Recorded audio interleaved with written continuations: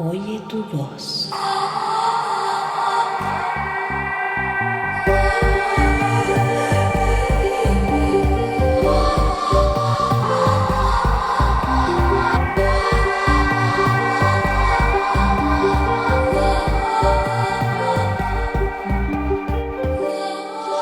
Muy buenos días, muy buenas tardes o muy buenas noches, dependiendo del lugar en donde se encuentren. Este es su podcast, Oye tu voz. Oye tu voz está patrocinado por el Centro Profesional de la Voz, Sempro Voz, y por Vibra Miami. El día de hoy vamos a tener un programa muy bonito porque nos va a sacar de unas dudas que tenemos sobre cierto tipo de voces. Adriana, cuéntanos, ¿quién nos acompaña el día de hoy, por favor? Hola, Víctor. Claro que sí. Hoy tenemos un tema especial en relación a la voz de niños y adolescentes. Y para hablar de este tema, tenemos a una invitada muy especial, a la maestra Isabel Villagar desde España. Ella es titulada oficial superior en Pedagogía del Canto con matrícula de honor y premio extraordinario fin de carrera por unanimidad. Es titulada en canto, piano e ingeniería. Académica de las Artes Escénicas de España. Ha sido profesora máster online Pedagogía de la Voz, es directora Vocal Center, es full member National Association Teacher Singing, miembro de la European Voice Teacher Association, es directora del Departamento de Profesores de Voz y Canto de la Asociación de Músicos Profesionales de España. Es experta en técnica vocal, especializada además en voces infantiles y juveniles. Es autora de las exitosas publicaciones Clave de la voz y el canto, Guía práctica para cantar, Guía práctica para cantar en un coro, La voz sí importa y Cómo enseñar a cantar a niños y adolescentes. Es asesora vocal y directora musical para televisión.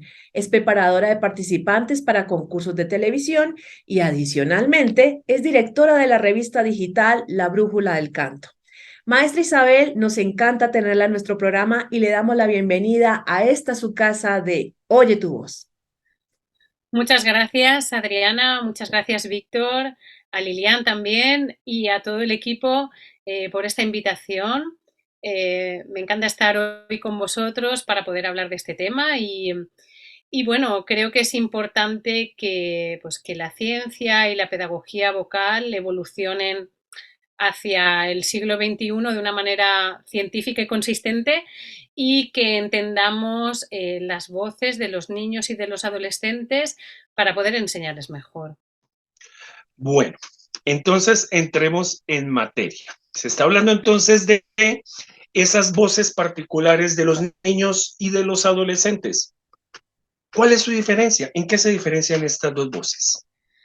Bueno, a mí me gusta llevar este paradigma científico de entender la voz desde el funcionamiento del cuerpo humano, es decir, este fuelle, ¿no? Esta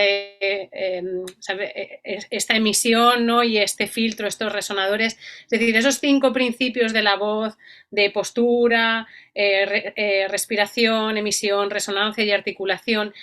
Y desde esa perspectiva, desde ese entender cómo funciona la voz en nuestro cuerpo, entender eh, qué pasa con las voces de los niños y de los adolescentes mientras están creciendo.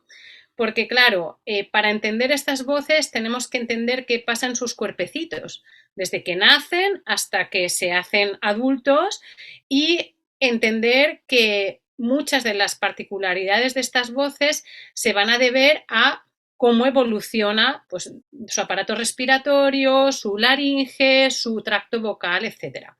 Entonces, ¿qué nos pasa cuando empezamos a estudiar las voces de los niños?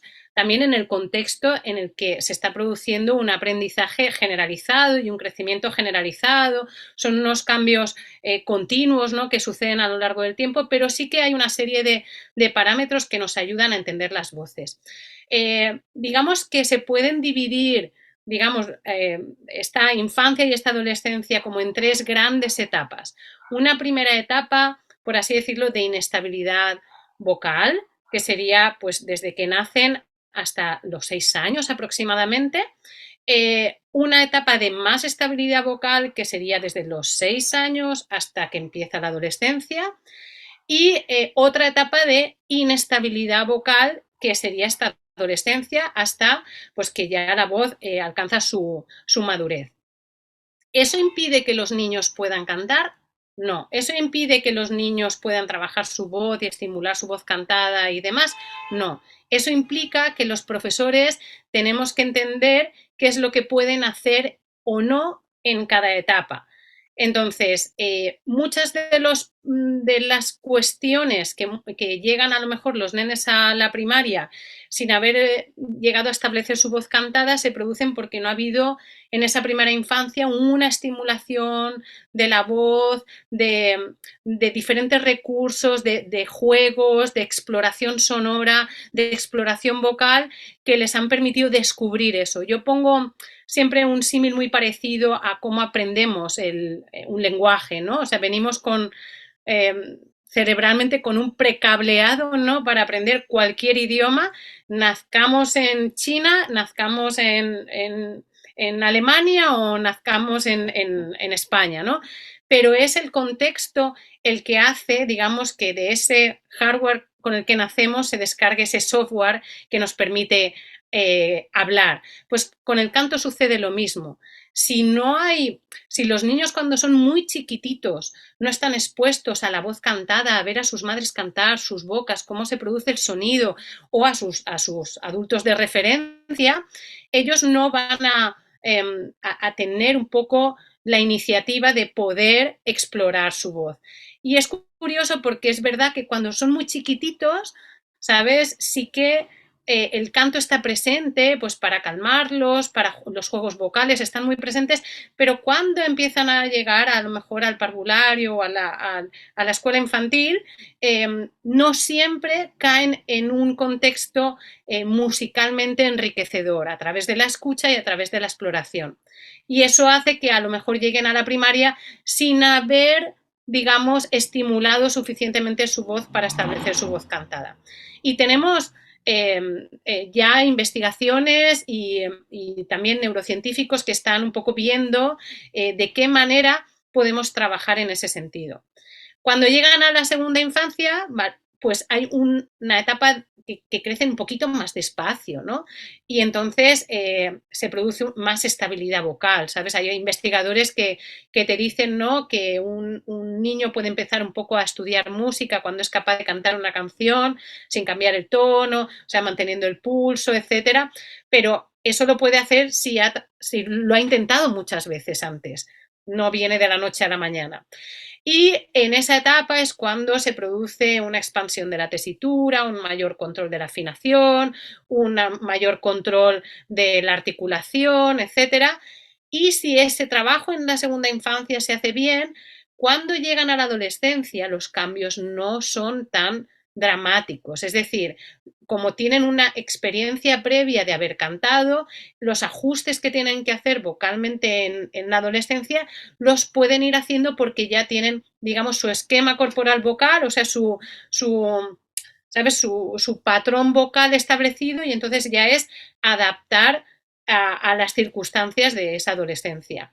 Entonces, 3 etapas muy importantes. Una que es inestable, ¿por qué? Pues porque cuando los niños nacen, la laringe está muy altita para que pueda ser amamantados, poco a poco va bajando en el cuello, las cuerdas vocales al principio son prácticamente mucosas, no está las 3 capas, eso se va produciendo precisamente porque se estimula. Se ha visto que los niños sordomudos, la estructura tricapa de las cuerdas vocales no se desarrolla precisamente porque no hay un estrés mecánico. Ese estrés mecánico hace que, igual que en el resto de los músculos se fortalezcan y se activen, pues que en las cuerdas vocales también. ¿Y qué pasa con los pulmones de los nenes chiquititos? Pues que están o sea, la caja torácica está muy planita, de manera que el diafragma no puede... ¿Sabes? No tiene un retroceso, por eso no aguantan frases muy largas. Poco a poco la estructura de la caja torácica se va redondeando y se va poniendo en la posición que tenemos los adultos para poder manejar los intercostales y poder manejar esta respiración. Entonces, claro, no podemos pedirles que controlen la voz más de lo que lo pueden hacer. Entonces, la pretensión de un profesor, a lo mejor, de que un niño chiquitito cante una canción muy larga o con mucho texto o muy rápida o muy corta o que no tiene bastante tiempo para respirar o con una tesitura demasiado grande, pues el error no es del niño, el error es del profesor. Es como si le dices a un niño de 3 años, recítame el Quijote, pues no lo va a poder hacer, ¿sabes? No porque no pueda hablar, sino porque no tiene desarrollado el cerebro y las destrezas para poder hacerlo. Entonces se trata de ir dando competencias vocales que no siempre están ligadas a aprender una canción. Hay que hacer otra serie de actividades que lo podemos combinar con la actividad musical, pero tenemos que centrarnos un poco en estos 5 principios y cómo ir trabajándolos. Hablaste un poco de la transición y de la forma en que se maneja la laringe entre un bebé hacia un infante. ¿Cómo es la transición de esa laringe de un infante a un adolescente? Que ya hay una muda allí, pues. Sí, claro, o sea, la posición final de la laringe se produce después de la muda de la voz. Y es muy importante que expliquemos qué va a pasar cuando los niños se van a entrar en la pubertad, porque no hay nada malo, no hay ningún error, no pasa nada. O sea, igual que crecen y se les compran unos pantalones más grandes y unos zapatos más grandes que le ajusten a su tamaño, pues con la voz tenemos que también buscar esa manera de adaptarnos. Entonces, lo que pasa después de esta primera infancia es que en el caso se produce una diferenciación sexual por una cuestión hormonal. Entonces tenemos el caso de la muda en las chicas y el caso de la muda en los chicos. La muda vocal en las chicas se empieza a producir cuando les viene el periodo. Entonces, claro, es variable. Por eso encontramos muchas veces a niñas a lo mejor con 12 años con una voz súper madura, pero porque seguramente el periodo a lo mejor les ha llegado a los 8 o los 9. Y hay niñas de 12 con unas vocecitas muy blancas y muy inmaduras, porque a lo mejor no les ha llegado el periodo y entonces no se ha producido esa activación hormonal. Entonces, ¿qué tenemos que tener en cuenta? Que el punto bisagra, por así decirlo, o el momento bisagra en las chicas es cuando les llega el periodo. Aún así, antes de que eso se produzca, que nosotros podemos ver, pues de repente que una niña de 12 años, a lo mejor o de 9 años, está súper desarrollada, está muy alta, ¿sabes? Ya tiene como rasgos un poquito más de adolescente, pues ya nos podemos imaginar, o a lo mejor preguntándole a la familia, porque también es una cuestión genética el cuándo aparece el periodo, ¿no? Entonces, ¿qué sucede en las chicas? En las chicas lo que supone ese influjo hormonal es que los dos registros se separan. Si hemos trabajado un poco en la unión de los registros en la primera infancia y en trabajar su voz mixta, etcétera, lo que va a pasar en esa adolescencia es que de una manera debido al crecimiento se van a separar. Entonces vamos a tener que hacer un trabajo de reubicar esas sensaciones y de ver cómo mezclamos porque además las chicas también en cuanto se sienten como que tienen una voz así más grave, pues ya les gusta cantar todo grave, ¿no? No, tenemos que a las chicas en la adolescencia tratarlas un poco a todas en un registro de mezzosoprano, ¿vale? Más o menos. Y claro, habrá algunas que dominen un poquito más los agudos, otras los graves, pero buscar esa zona de confort y sobre todo trabajar la zona del pasaje y que no se nos separen excesivamente los registros. Porque al final, si hacemos esta práctica de separar los registros, es como si les estuviéramos diciendo, no, entrena solo el brazo derecho, ¿no? Y el brazo izquierdo, pues como no lo gastas, no hace falta. No, tenemos que entrenar los dos brazos, las dos partes de la voz, ¿vale? El registro, el mecanismo 1 y el mecanismo 2, para que después podamos tener un uso saludable de la voz. Otra de las cosas que pasa con las chicas es que muchas veces el crecimiento en longitud desigual, porque es verdad que la laringe baja, pero también crece en longitud las cuerdas vocales, ese crecimiento en longitud de las dos cuerdas no se produce de una manera homogénea. Entonces crece a lo mejor una cuerda un poquito más que la otra y entonces no acaban de cerrar y se les escapa un poquito de aire. ¿Vale? Eso se llama el mutational gasp y lo que sucede en ese momento es que si a lo mejor pueden hacer una sirena, es decir, que no hay ningún tipo de patología, no nos debemos preocupar de que aparezca ese poquito de aire. ¿Vale? Esto está documentado y llega un momento en que la voz está un poquito más madura, las cuerdas empiezan a cerrar y no pasa absolutamente nada. ¿Esto qué implica? Pues que tenemos que también ser cuidadosos con estas voces en estos momentos, o sea, evitar como ataques muy glóticos y forzados y distorsiones y esto un poco tener cuidado, precisamente porque están en un proceso de maduración. Y en el caso de los chicos, bueno, la teoría de la muda de las chicas referenciada es una teoría documentada por Lingley, que es una americana, y la teoría de los chicos, ¿vale? Aceptada internacionalmente es la teoría de Coxey. ¿Vale? Hicieron unos estudios longitudinales con los niños, estudiando los niños en diferentes edades y realmente es una teoría que tiene que ser referente para los profesores de canto, para los profesores de secundaria y para todos aquellos que tienen que trabajar con las voces adolescentes.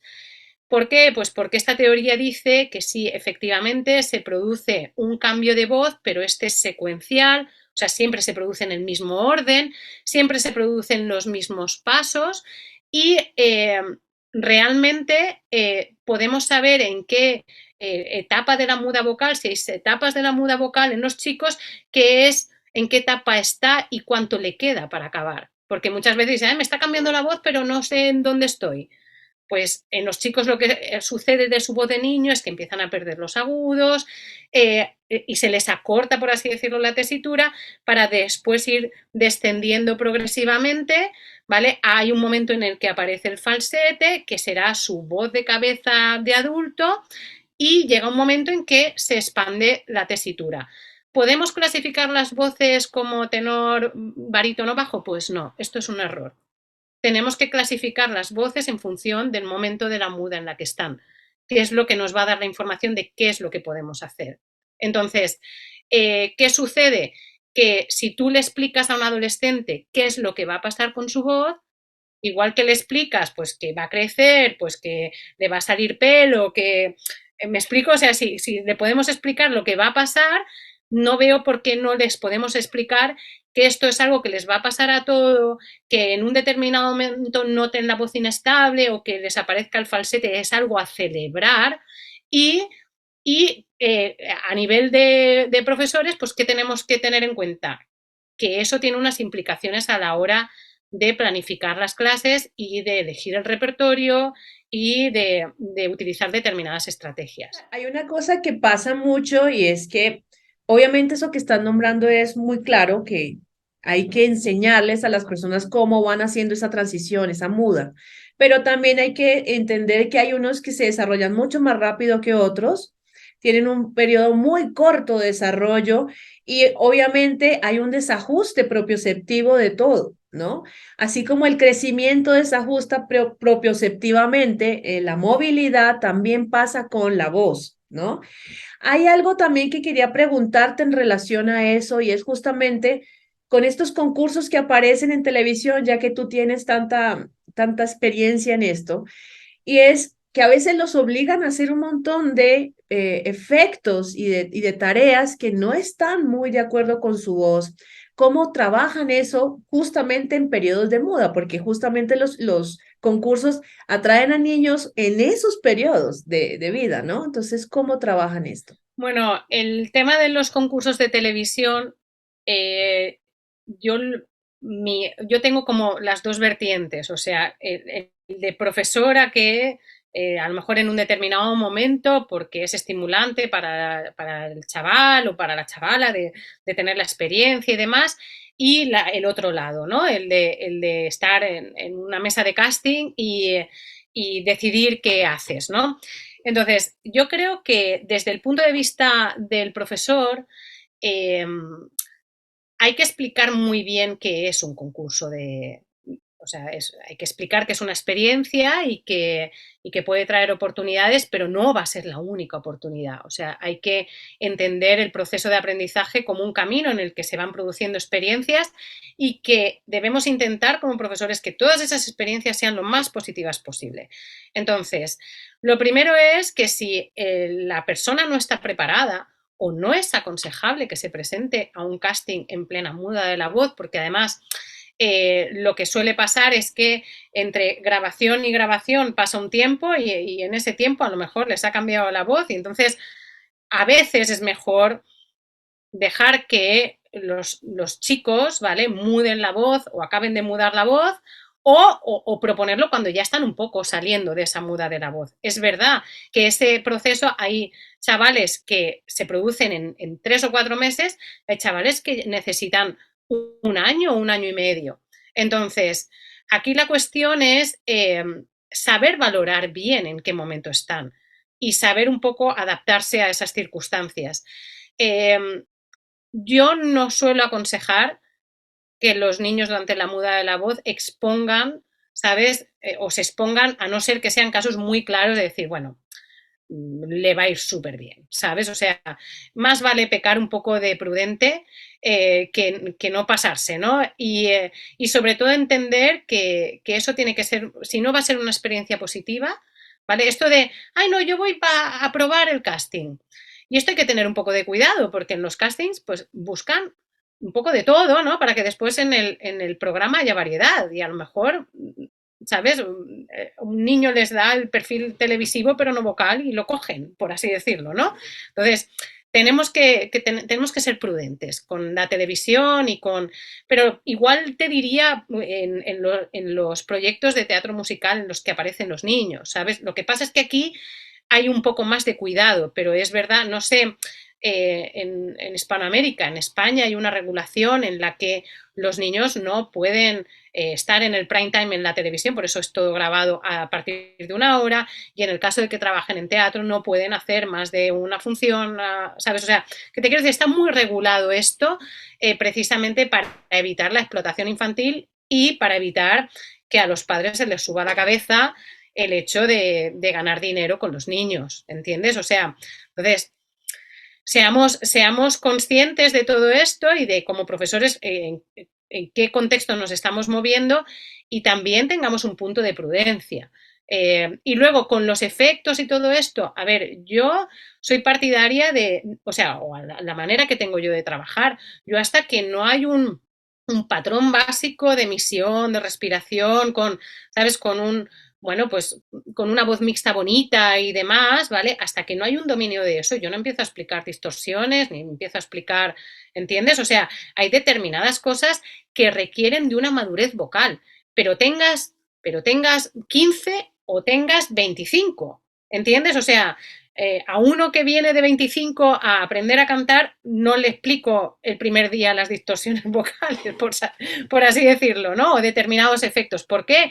Porque se requiere de un entrenamiento, se requiere de una preparación, de una musculatura preparada. Me pasa cuando pues me llegan y me dicen, ay, que queremos cantar, yo qué sé, Cristina Aguilera o Adele y dices, bueno, espérate, ¿sabes? La puedes cantar, pero mira, esto no lo haces, esto tampoco, porque cuando lleves 30 años cantando, ¿vale? Lo podrás hacer, pero ahora llevas 2 meses, ¿no? Entonces, tenemos que ser también muy conscientes como profesores hasta dónde entregamos en función de la madurez vocal que tienen los alumnos. Y parece que esto a veces se nos puede llegar a olvidar, ¿sabes? Y no, ¿sabes? Si el alumno no está preparado, y no solo físicamente, sino también emocionalmente. O sea, hay chavales que no pueden cantar me he casado y me he divorciado, pues porque no han vivido esas ¿me explico? Esas experiencias, por poner un ejemplo. Entonces, tenemos que buscar también que tenga sentido lo que están cantando, o al menos que ellos le puedan atribuir un significado. ¿Vale? A lo mejor una canción que narra una pérdida, pues bueno, si se les ha muerto el abuelito o un perro, pues pueden recurrir un poquito a esa energía emocional, ¿no? Pero no nos podemos olvidar que tiene que tener un cierto sentido, porque es que si no queda un poco raro, ¿entendéis? O sea, al menos desde mi punto de vista como pedagoga. Eso que se está mencionando ahorita de la cuestión interna de los jóvenes, siempre me ha parecido algo de muchísimo cuidado. Aquí en Colombia sí existen compañías que tienen muchos años y han trabajado con niños y son compañías estables, por decirlo de alguna manera, con más de 30 años, generando ya espectáculos que han venido desde los niños hasta hacer ya una cuestión de adultos también. O sea, como que han hecho su escuela. Pero sí hay algo muy complicado que es que cuando a un niño se le lleva a estos espacios de televisión, yo siempre he pensado que la televisión no es para niños. Es un espacio bastante complicado porque se pueden generar falsas expectativas y muchas veces a estos niños les cuesta mucho trabajo aceptar después una educación en su voz porque ya se sienten hechos. O sea, sí hay un poco de cosas en balance bien complejo porque parece que toca hablar con los papás también y decirles, tranquilo, calma, deje lo que crezca, porque en mi caso me tuvieron que, a mí me dijeron en la adolescencia que no me fuera a los extremos, que tranquilo, que no gritara, eso era todo, y que pues difícilmente uno de joven hace caso, uno experimenta con su voz también potencias, alcances, canta todas las canciones a todo volumen, pero uno se va conociendo con el paso de los años, porque al final y al cabo este es un proceso de años, la constitución de la voz, ¿verdad? Sí, Víctor, mira, hay una cosa que tenemos que entender del cerebro adolescente. Y el cerebro adolescente es un cerebro en construcción todavía, ¿vale? Es un cerebro inmaduro, es decir, su corteza prefrontal hasta los 25 no va a estar, ¿vale? Entonces, eh, siempre va a existir este punto de retar, ¿no? De retar a los padres, de retar a los profesores, de retar, ¿vale? Entonces, yo cómo manejo esto cuando tengo a los adolescentes es que yo les reto primero, ¿entiendes? Entonces les digo, oye, que te han invitado a cantar en una presentación de un libro, ve y canta, mira esto, o sea, les animo a hacer cosas, ¿vale? Dentro, pero les digo, ojo, no más de media hora, o no más, o es, vamos a preparar bien estas canciones y vas a hacer estas canciones. Es decir, después, ¿qué pasa? Yo les digo a lo mejor no más de esto porque a lo mejor te fatigas y demás. ¿Qué sucede? Que tú se lo dices y después están más de media hora y efectivamente se fatigan, ¿no? Entonces, lo que debemos hacer es anticipar lo que va a pasar. Entonces, sabiendo qué va a pasar, no para evitarlo. Y entonces, si tú sabes que la voz no está madura para cantar más de media hora, pues lo dices, no más de media hora, porque si no, verás tú que la musculatura todavía no está. A mí me ha pasado. Y me han llegado y dice, es que claro, me vine arriba y canté una hora. Y digo, ¿y cómo fue el final? Y dice, desastroso, ¿vale? Entonces, a la siguiente vez, ¿vale?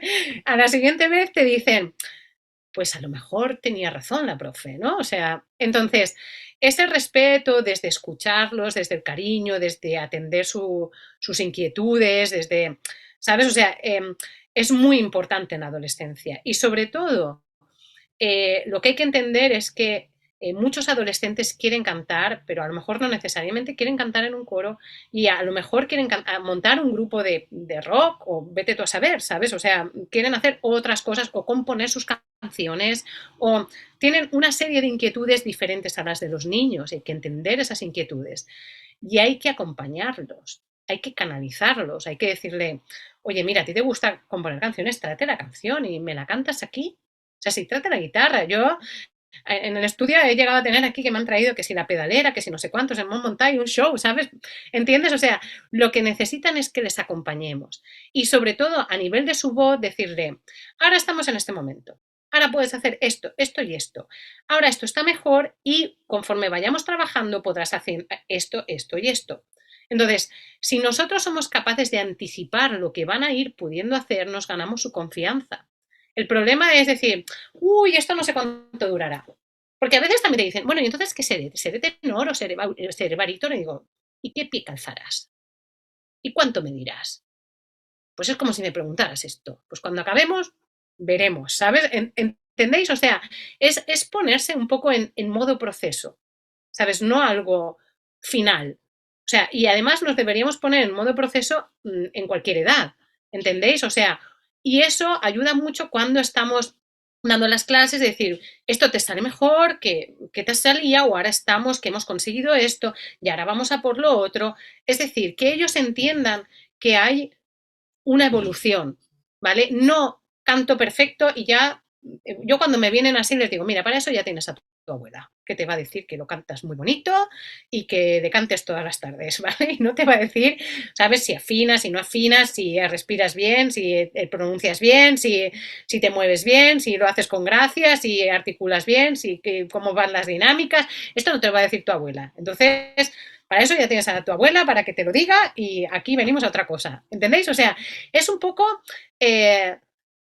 entender y luego pues también muchas veces a lo mejor hay momentos en los que tenemos que hablar con los padres y decirles, mira, lo mismo, va a pasar esto, vamos a hacer esto, ahora vamos a estar una etapa que vamos a cantar, vamos a modificar los tonos, a lo mejor cambiamos el repertorio, vamos a enseñarle a cambiar los tonos a los chavales, vamos a hacerles entender qué es lo que pueden hacer en cada momento.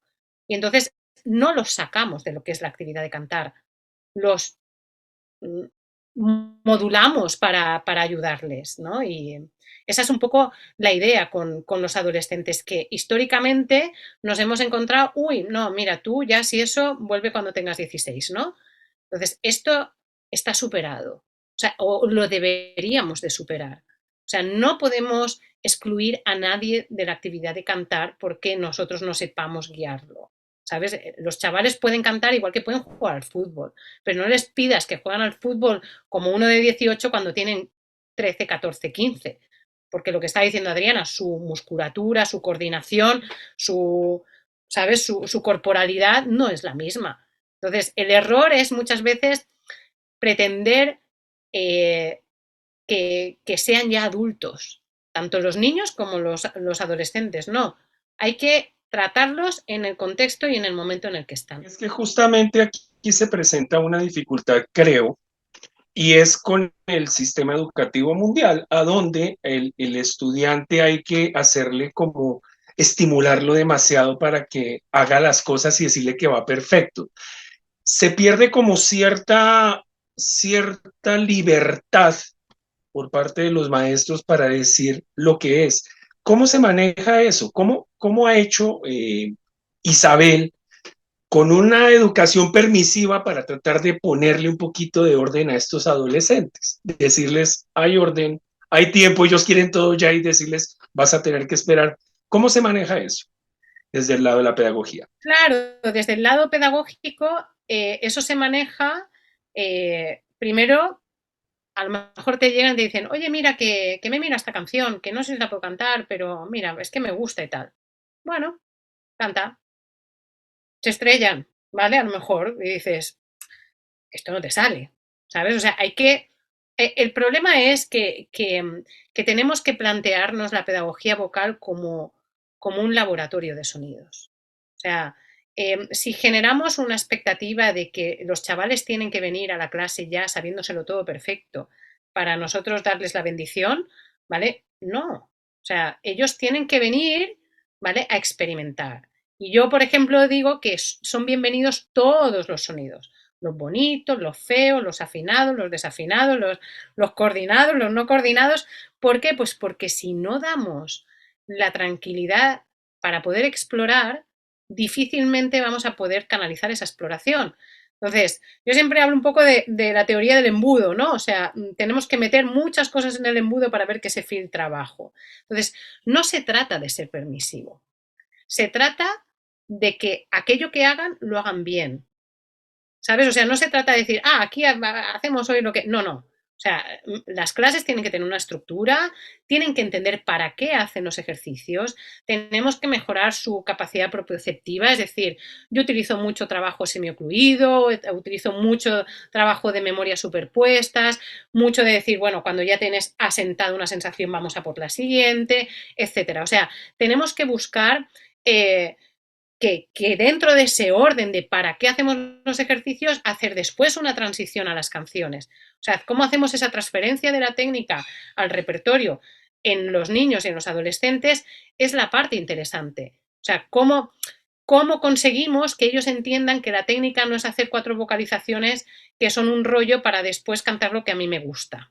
¿Entendéis? O sea, tenemos que conseguir, y a lo mejor muchas veces escoger, vale, cógete aquella frase del estribillo de aquella canción, vamos a trabajar sobre ella.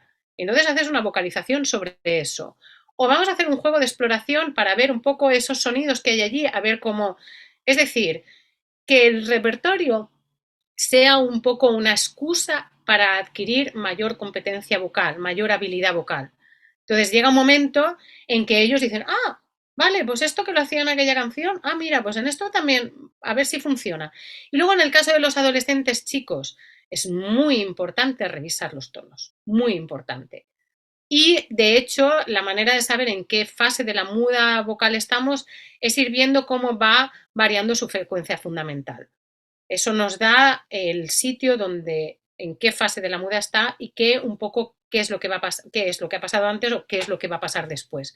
Entonces, si eso lo vamos manejando bien, ¿vale? Pues los niños van a poder cantar más o menos lo que quieran, ¿vale? Dependiendo de las tesituras y demás, pero a lo mejor le dices, mira, ahora podemos cantar, yo juego a que hagan listados de canciones, ¿vale? Entonces le digo, tú hazme un listado de canciones y ahora yo te diré, mira, pues ahora vamos a empezar por esta, ahora vamos a hacer lo otro, ahora vamos a hacer un trozo de aquella, ¿entiendes? O sea, eh, sin una, o sea, o a lo mejor dices, vale, oye, estamos trabajando un sonido como más de musical, vale, vamos a coger aquella canción. O mira, de aquella canción que hacías, este efecto lo podemos meter aquí. ¿Entiendes? O sea, es tener una visión abierta, no de hacer el repertorio a peso, ¿sabes? No decir, no, tenemos que hacer un trimestre 20 canciones. No, no, no, no.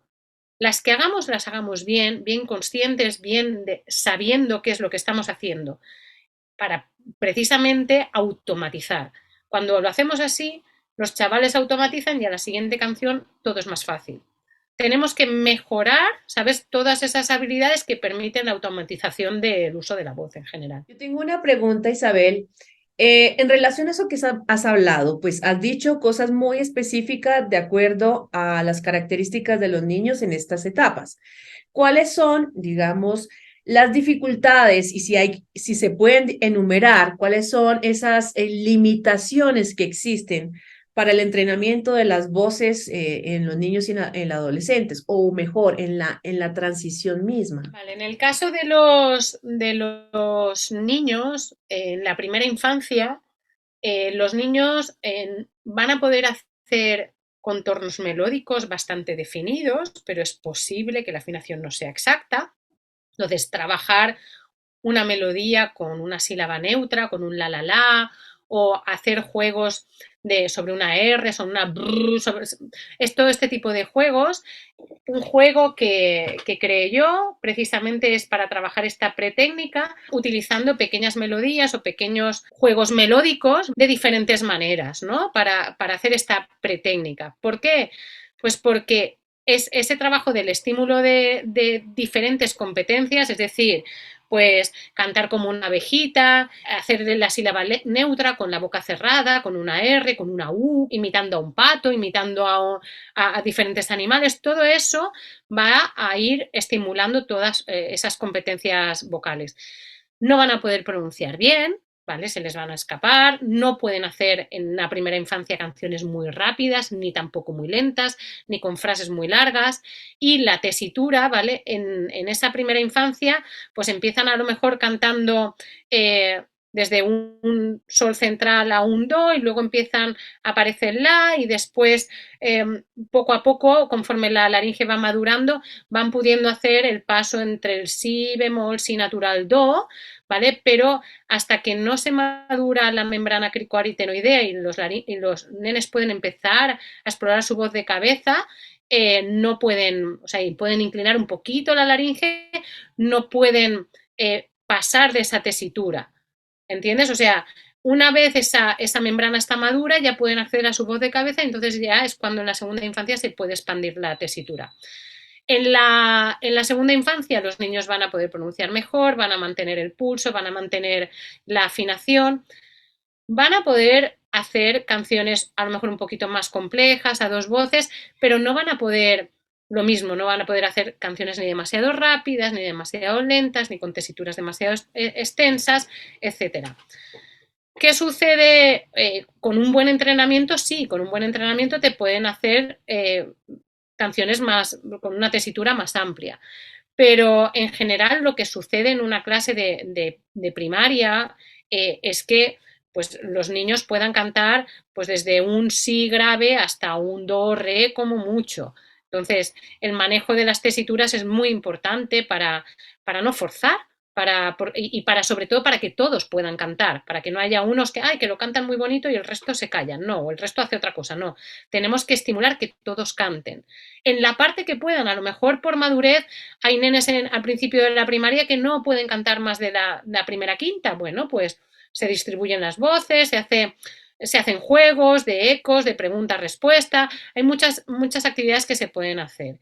Y cuando están solitos, pues canciones en la tesitura en la que pueden hacer. Y luego en la adolescencia es muy importante, si ya tienen un poquito de madurez vocal, el cantar a voces. Luego los chicos, hay momentos en los que su voz va a coincidir exactamente con la voz de las chicas, pues entonces estarán con las chicas. Hay momentos en los que estarán en una tesitura que podrán cantar a la octava, ¿vale? Entonces podrás juntar a las chicas con los chicos cantando a la octava y no pasará nada, podrá funcionar la canción. Y luego en las etapas intermedias, pues habrá que ir valorando, habrá que ir escuchándoles, ¿no? También el decirles, oye, mira, cuando cuando notes que algo no empieza a funcionar, dímelo, se les coge, se les mira la frecuencia fundamental, se les hace una pequeña exploración y entonces se les dices, bueno, vale, pues ahora como empiezas a estar en esta fase de la muda, tienes que ubicarte más en una tesitura más grave. O cantando a la octava con las chicas, por ejemplo, ¿no? Entonces, el canto en grupo tenemos un poquito más de limitación a la hora de manejar tesituras.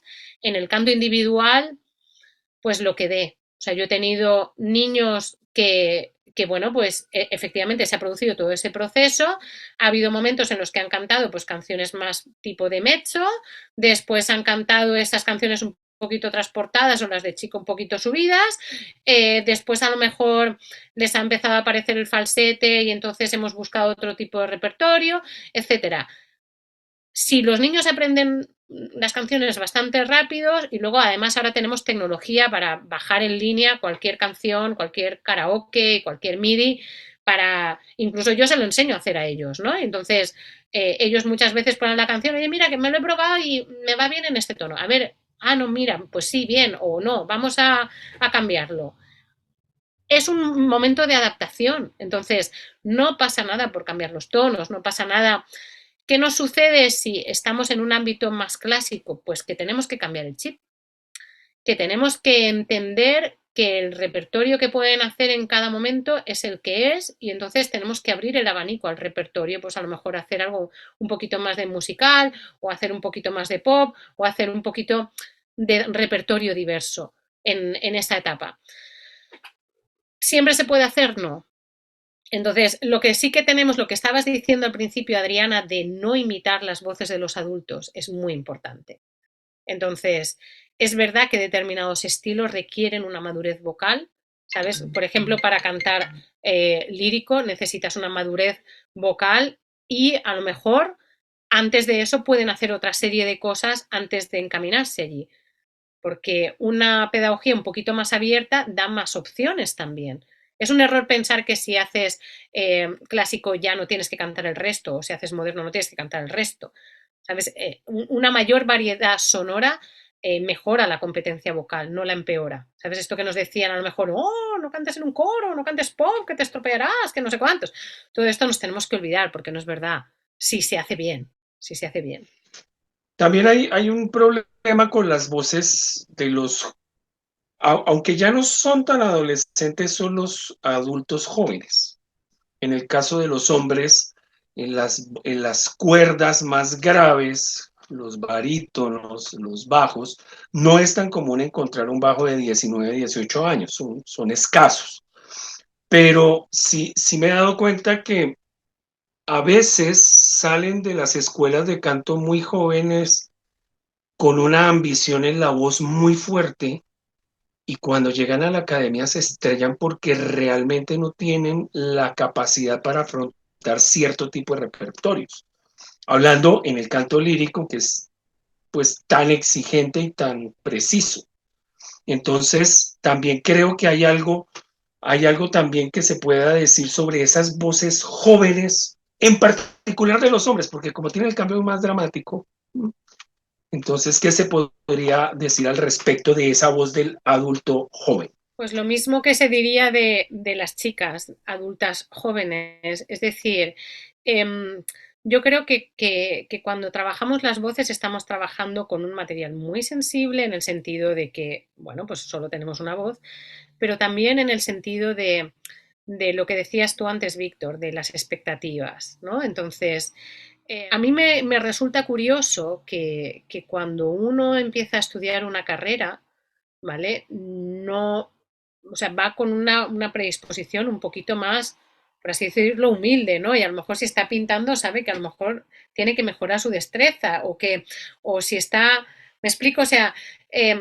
y no sé hasta qué punto es el propio sistema el que presiona esas expectativas, ¿entiendes? O sea, el que presiona cantar un repertorio demasiado difícil, demasiado pronto, o el que no deja el suficiente tiempo para que la persona madure el repertorio, porque una de las cosas que es importante es a veces retomar el repertorio que has hecho hace 2 años, ¿no? Y ver dónde está la voz, o sea, para poder decir, ah, mira, esto, aquello que me costaba, ahora ya no me cuesta, ahora ya estoy en otro sitio. Y también porque en el caso de la música, el desarrollo del currículum musical es un desarrollo en espiral. O sea, estamos hablando prácticamente siempre en el caso de la voz, de postura, respiración, emisión, resonancia, articulación, ¿vale? Y musicalmente, pues melodía, armonía, ritmo, ¿entendéis? O sea, pero las vueltas que le damos a esto, la profundidad con la que se la damos y la profundidad con la que la asimilamos, depende de la práctica y depende de dejar que suceda, de dejar que suceda. Yo me he encontrado personas que después de 3 o 4 años estudiando no son capaces de cantar una sola cosa bien, bien afinada, bien en el sitio. Entonces, yo creo que el currículum tiene que virar a mejorar la competencia vocal desligándose un poquito del repertorio. Que no digo que no se tenga que hacer, pero sí poner primero, o sea, si esta voz va a ser capaz de poder cantar esta canción. ¿Entendéis? O sea, porque si no estamos haciendo un flaco favor, no estamos mejorando la competencia vocal y mejorando los automatismos y mejorando ¿sabes? La capacidad de disfrutar, la capacidad de transmitir. Estamos poniendo una losa encima de otra. Entonces, eso no lleva a ningún sitio pedagógicamente. Entonces, si a lo mejor, en el caso, por ejemplo, de los niños, si a lo mejor te tienes que estar 3 meses trabajando la exploración sonora, a lo mejor, digamos, poniendo en un segundo plano la afinación, por así decirlo, pues a lo mejor, bueno, 3 meses exagerado, ¿no? Pero que te quiero decir que si no hay una mínima coordinación, ¿vale? Es difícil que suceda cualquier cosa. Entonces, si no vamos al centro de la capacidad vocal, de cómo se puede hacer esto, estamos perdiendo el tiempo y les estamos haciendo perder el tiempo a los estudiantes. ¿Entiendes? Un estudiante tiene que ser capaz de cantar una pieza, interpretarla, ponerse en el escenario, transmitirla, disfrutarla, expresarla. ¿Entendéis? O sea, y a veces con una piececita pequeña puedes hacer todo el conjunto. Y si ellos entienden que ese proceso empieza y termina cuando se han subido al escenario, cuando lo han disfrutado, cuando lo han transmitido, ¿vale? Van a entender, ¿sabes? Cuándo empieza y cuándo acaba el montaje de una canción. Aunque no se suban a un escenario, pero que lleguen a esa capacidad de disfrute y de interpretación, ¿no? Entonces, es muy importante que entendamos que hacer un repertorio muy difícil o hacer mucho repertorio no implica ser mejor cantante. Uno no es mejor cantante, o sea, si lo hace bien, sí, pero si no lo hace bien, no es mejor cantante por estudiar mucho repertorio. Lo importante es que ese repertorio se haga bien. Y sobre todo, el cerebro humano tiene una cualidad que es que necesita empezar y acabar las cosas. Cuando un estudiante se queda con una canción a medias, ¿vale? Se queda ahí con una medio espinita de, de que no, ¿sabes? De que no lo ha conseguido, ¿no? Y entonces, muchas espinitas de esas al final acaban mellando la autoestima del propio cantante. Entonces, tenemos que ser conscientes del repertorio que van a poder empezar y acabar. Y si no lo van a poder acabar, decirles, bueno, esto es difícil, este año vamos a trabajar esta parte, o esto yo lo llamo las obras reto, ¿vale? Vamos a hacerlo, pero no esperes que esto salga al menos hasta X, ¿vale? Dar un plazo, porque si no es cuando generamos unas expectativas que no se corresponden con la realidad.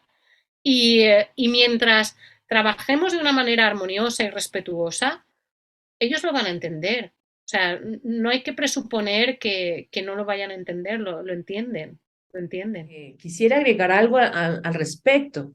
Yo soy de las que pienso que no todos están hechos para hacer carreras de cantante o estar en una academia en la que le exigen a final de semestre unos ciertos parámetros específicos, porque todos desarrollamos la voz de una manera muy distinta, a un ritmo distinto.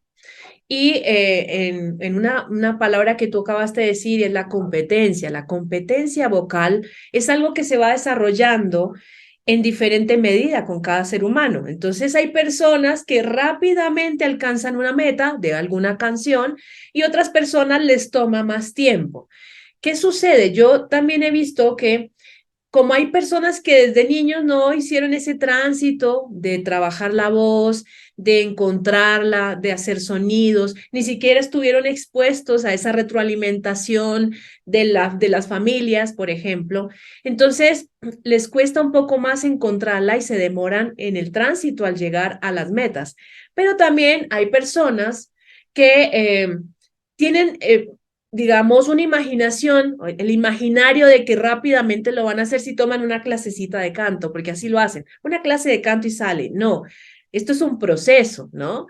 Aquí vienen personas que quieren cantar determinadas cosas y cuando ven la dificultad de que es un paso a paso, mientras tú elaboras, construyes tu propio instrumento, porque esto también hay que construirlo, hay que modificar ciertas estructuras para que se amolde y quede un instrumento realmente bien hecho para que funcione para lo que necesitamos, pues hay personas que no entienden eso, quieren cantar rápido, medio imitan y trabajan la canción y sale y creen que ya está listo. O les pagan, porque me ha pasado que me han llegado personas que ya les pagan por subirse al escenario y realmente yo digo, pero ¿cómo hicieron eso? O sea, cantan tan mal, con tan poca técnica, con tan poco todo, que uno dice, no, no entiendo cómo llegaron allá y ya tienen una expectativa, un imaginario de que les tienen que seguir pagando los millones porque ya están allá arriba, pero no cantan. Entonces creo que hay muchas cosas dentro de la pedagogía vocal que también hay que revisar en cuanto a las metas, ¿no?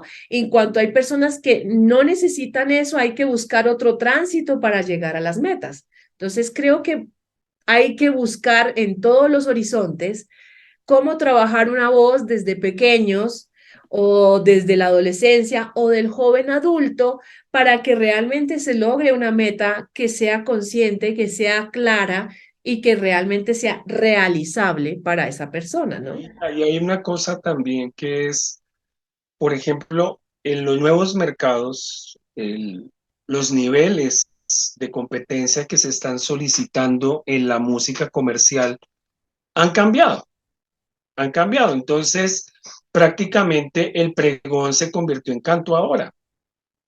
Entonces, yo siendo latinoamericano no entiendo muchos temas, falta vocalización, falta pronunciación, falta respiración. Es un juego y el autotune ha hecho otra cosa, que es afinar lo que no se podía afinar por otro lado, y entonces vivimos en un mundo de confusión, porque la persona que no tenga acceso a otro tipo de músicas, a otro tipo de estéticas, va a estar condenada a creer que eso es algo que pueda valer la pena.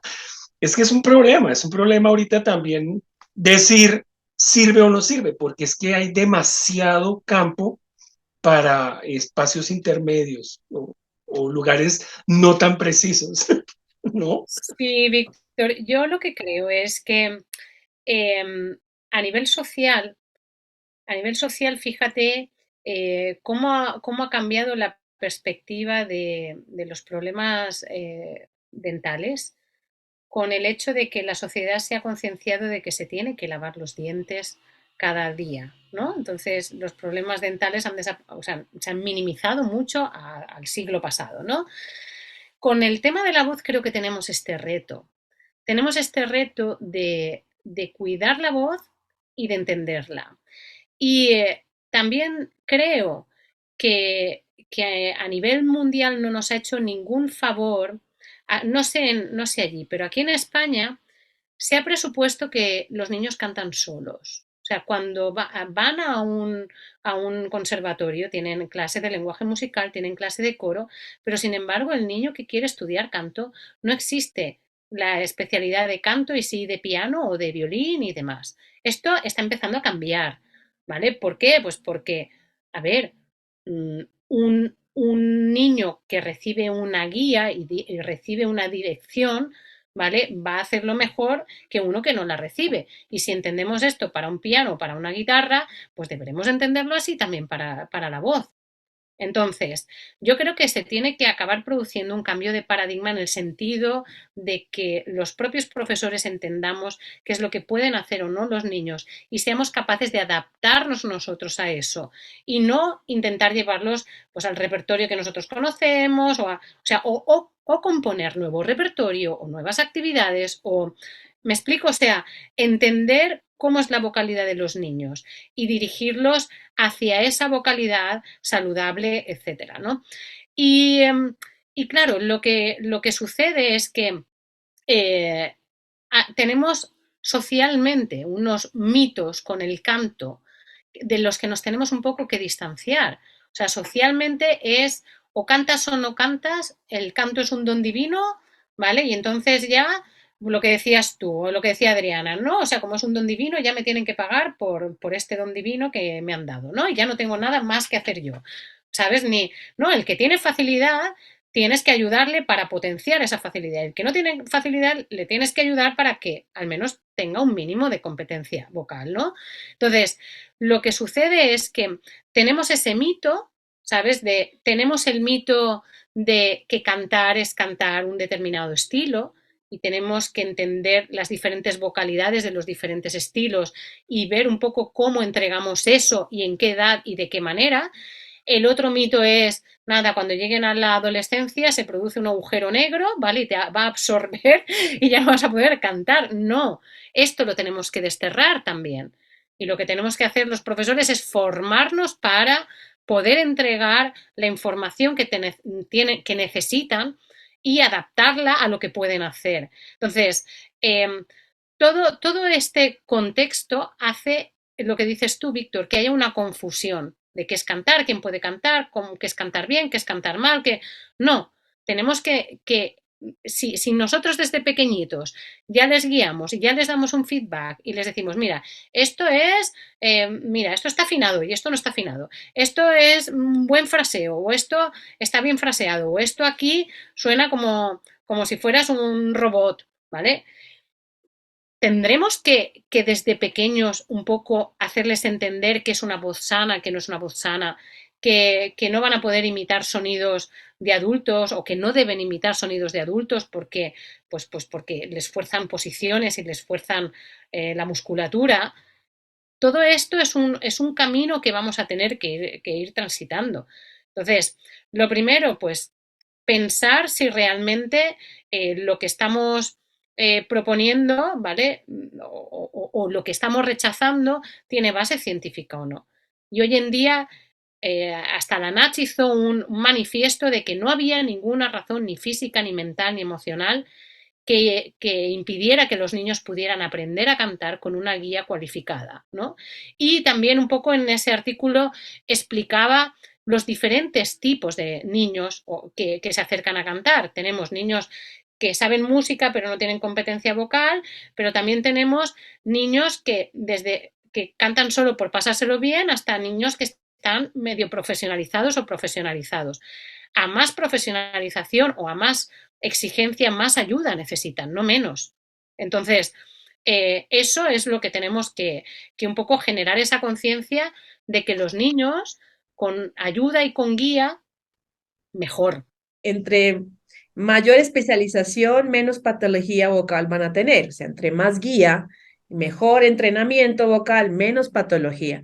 Bueno, hay muchas cosas más que decir, ¿no? Yo solo quiero puntualizar que esta información en el libro del cómo enseñar a cantar a niños y adolescentes está explicada, la primera infancia, la segunda infancia, las adolescentes, unas buenas prácticas, tipos de ejercicios, etcétera. Y bueno, pues es un inicio de abrirnos a esta manera de entender estas voces.